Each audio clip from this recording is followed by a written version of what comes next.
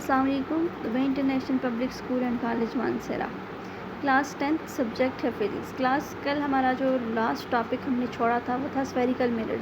ठीक है, उनका हमने स्टडी किया था क्या होता है, उसकी दो टाइप्स पढ़ी थी। दो टाइप्स कौन कौन सी आ जाती हैं, एक है कनकेव मिरर और एक है कन्वेक्स मिरर। तो कनकेव मिरर कौन सा होता है, जिसको कन्वर्जिंग मिरर भी कहते हैं, और कन्वर्जिंग मिरर क्यों कहते हैं वो भी हम देखेंगे। और डाइवर्जिंग मिरर कौन सा होता है, सॉरी अगला जो है वो कन्वेक्स मिरर है। कन्वेक्स मिरर क्या होता है, उसको डाइवर्जिंग मिरर भी कहते हैं। आप देखेंगे उसके अंदर कौन कौन सी प्रॉपर्टीज़ होती हैं। ठीक है, उसकी कुछ उसके अंदर कैरेक्टरिस्टिक्स आ जाती हैं, तो हम इनकी पहले कैरेक्टरिस्टिक्स को देख लेते हैं। एक इसमें आ जाते हैं pole, centre of curvature, principal axis, principal focus, focal length, radius of curvature और अपर्चर।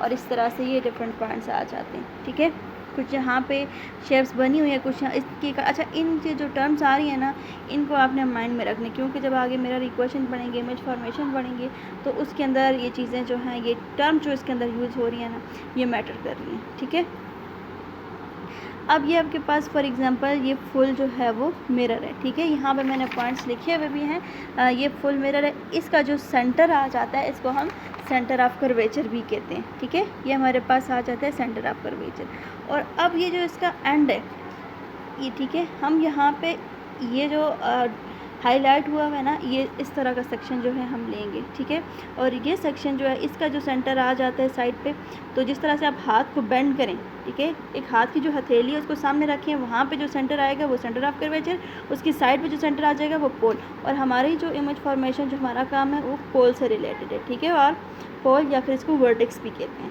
ये क्योंकि ये हमारा मेन पॉइंट आ जाता है, क्योंकि इसी से रिलेटेड आगे बाकी जो आ जाते हैं, बाकी इसकी कैरेक्टरिस्टिक, बाकी इसके जो इसकी टर्म्स हो रही हैं वो इसी से रिलेटेड आ रही हैं। ठीक है, अब सेंटर ऑफ कर्वेचर, इसके बाद आ जाता है हमारे पास प्रिंसिपल एक्सिस।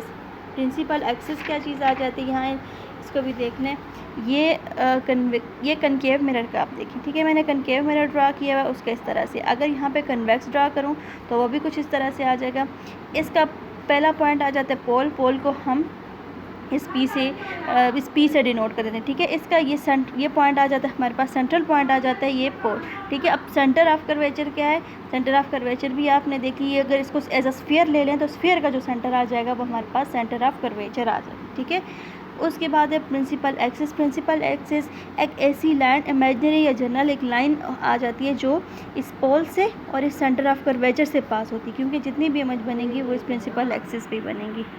इसके बाद आ जाता है हमारे पास प्रिंसिपल फोकस। प्रिंसिपल फोकस क्या है उसको भी देखते हैं, यहाँ पे मैंने साथ में मेंशन किया हुआ है।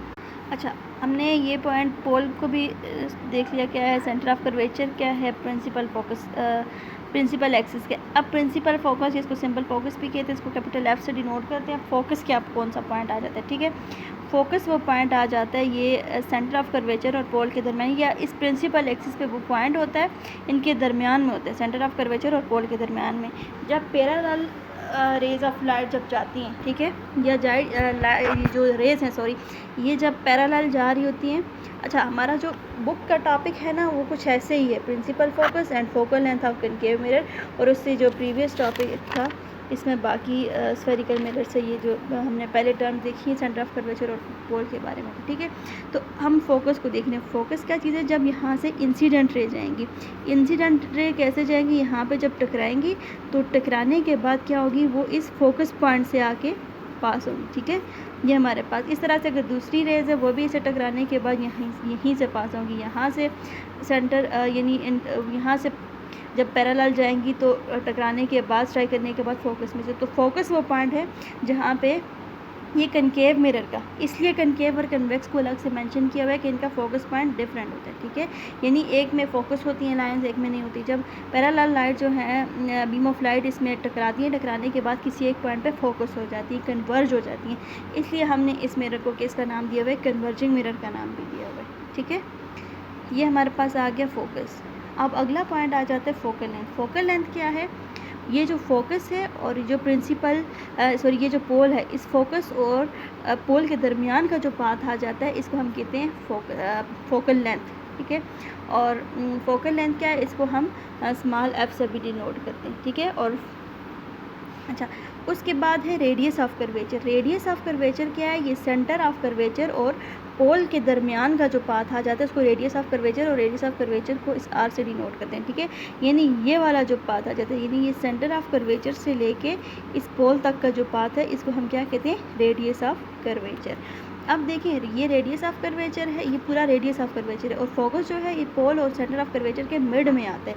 तो अगर हम फोकल लेंथ देखेंगे, फोकल लेंथ कौन सी बनती है, तो हम फोकल लेंथ के लिए यहाँ पे मैं फोकल लेंथ के आगे कुछ इस तरह से लिख लेती हूँ कि ये जो एफ़ है ये किसके बराबर आ जाता है हमारे पास 1/2r, ठीक है, या ये भी यानी r/2, ठीक है। ये यहाँ बुक पे भी इसी तरह से कुछ मेंशन किया हुआ है, ठीक है। अब आ जाता है अपर्चर। अपर्चर क्या चीज़ है, यानी ये इस जो आपने मिरर लिया हुआ है इसका ये पॉइंट, ये ए बी पॉइंट, यानी कितना आप अब देखें मिरर आपके पास इतना भी आ सकते हैं, मिरर आपके पास इतना भी आ सकते हैं, मिरर इससे भी बड़ा हो सकता है। अच्छा, यानी अपर्चर क्या आ जाता है, ये जो मैक्सिमम पॉइंट आ जाते हैं। अब देखें ये जो मिरर है ये यहाँ से जा रहा है, अब देखें ये पॉइंट जो है यहाँ पे देखें ये कम है, यहाँ से ये ज़्यादा है। अब देखें ये जो इसका एंड पॉइंट आ रहा है ना, जहाँ से इनकी मैक्सिमम लेंथ बन रही है, तो इस पॉइंट को क्या कहते हैं, अपर्चर। किसका अपर्चर कितना है, तो ये हमारे पास ये कुछ टर्म्स थी, ठीक है। ये हमने कनकेव मिरर के अकॉर्डिंगली करी कि वो किस तरह से होती है, और इसकी सारी ये जो टर्म्स है, फोकस है, प्रिंसिपल एक्सिस, ये क्या है इसके फ्रंट पे, ठीक है। अब हम आते हैं कन्वेक्स मिरर की तरफ। कन्वेक्स यहाँ पे बुक में टॉपिक है हमारे पास focal length and focal length of concave mirror, तो बुक का देख लेते हैं। अच्छा देखें यहाँ पे ये उल्टा डला हुआ है, मतलब इसकी एक पॉलिश सरफेस आ जाती है, यानी एक वो जो आ जाती है जिस पे लाइट टकराती है, और एक जो है वो पॉलिश आ जाती है, ठीक है, फ्रंट और बैक।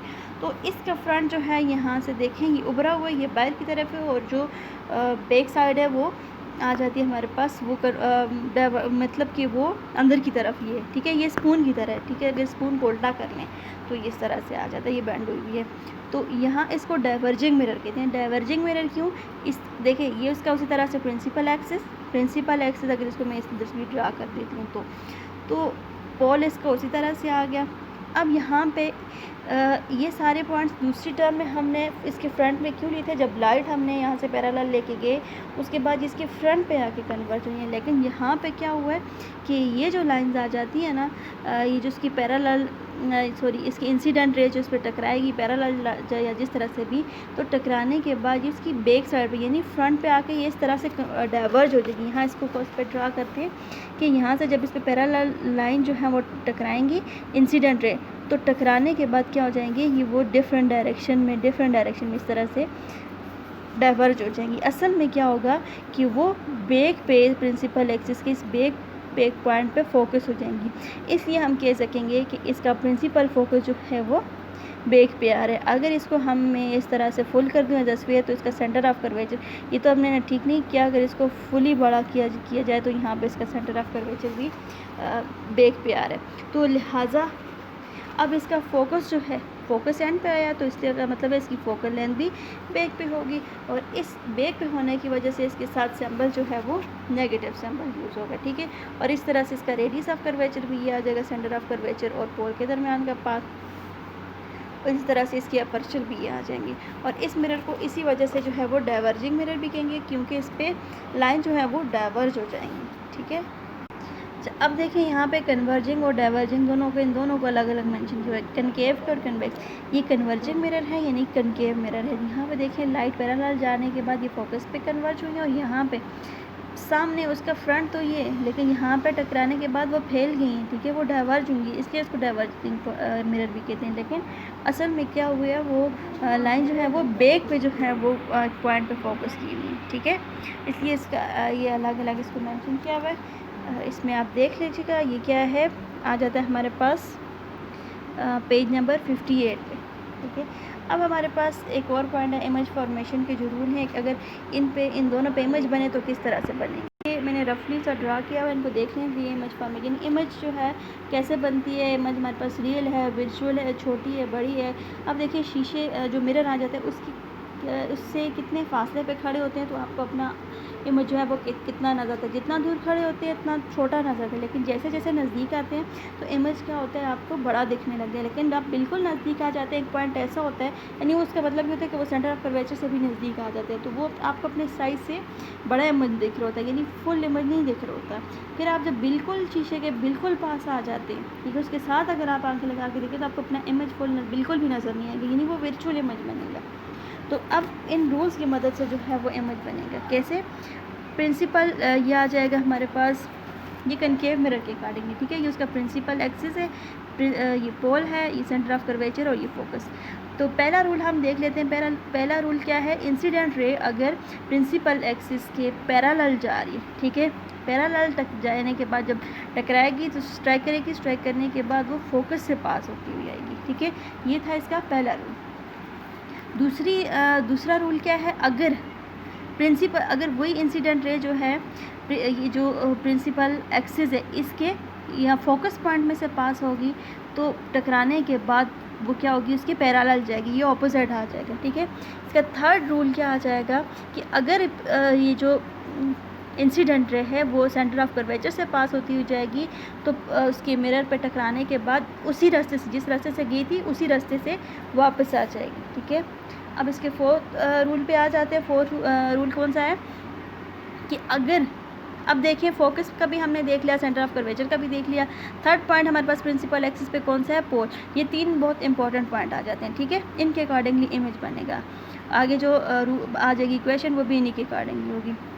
तो इसमें क्या है कि जिस एंगल से वो पोल पर टकराएगी इंसिडेंट रे, उसी एंगल से वो रिफ्लेक्ट बैक हो जाएगी, ठीक है, उसी एंगल से वो वापस आ जाएगी। ये 4 रूल्स हैं। इन रूल्स की मदद से हम अगले जो थे वो नेक्स्ट पॉइंट भी करेंगे जो बाकी, ठीक है। Thank you.